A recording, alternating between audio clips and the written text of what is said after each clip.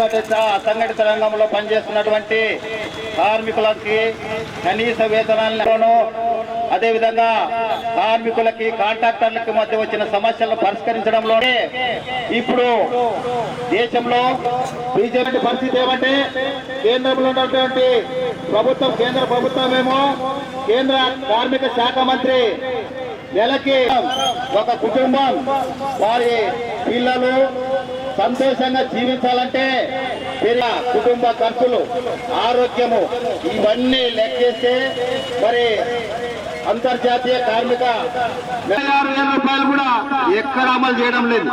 ఈ రోజు మున్సిపల్ లో పనిచేస్తున్నటువంటి కాంట్రాక్ట్ అవుట్ సోర్సింగ్ కార్మికులకేమో 21,000 రూపాయలు ఇస్తున్నారు.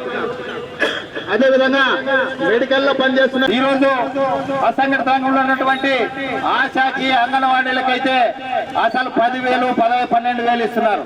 అంటే ఎక్కడ కూడా ఈ రోజు 5 సంవత్సరాలకు ఒకసారి పెరిగిన ధరలకు అనుగుణంగా ఆరోపత్యం లెక్క కట్టి మరి జీతాలు పెంచాల్సినటువంటి లేబర్ బోర్డులు చేసినటువంటి చిరుతోగలైనటువంటి 10,000, 15,000తో పనిచేస్తున్న కాంట్రాక్ట్ అవుట్ సోర్సింగ్ కార్మికులకి వాళ్ళు కూడా ఈ రోజు మరి కాంట్రాక్టర్ల పక్షాన సాచివేత ధోరణితో గవర్నమెంట్ బిల్లులు పంపించలేదంట అని చెప్పేసి మరి ఏర్పాటు చేయాలి.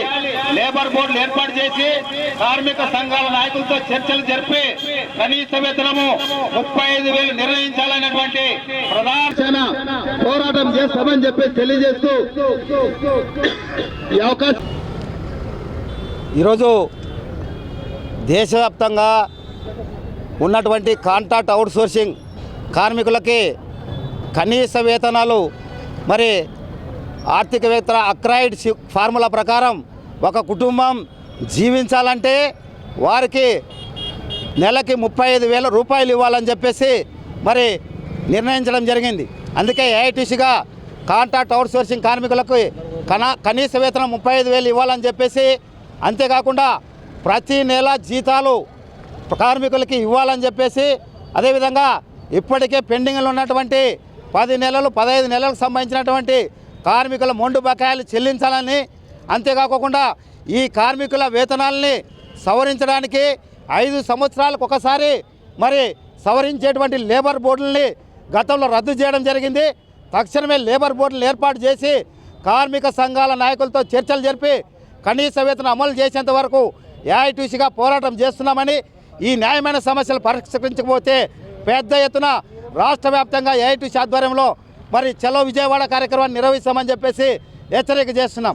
ఎస్ మునియప్ప, ఏఐటీసీ జిల్లా కార్యదర్శి, కర్నూలు.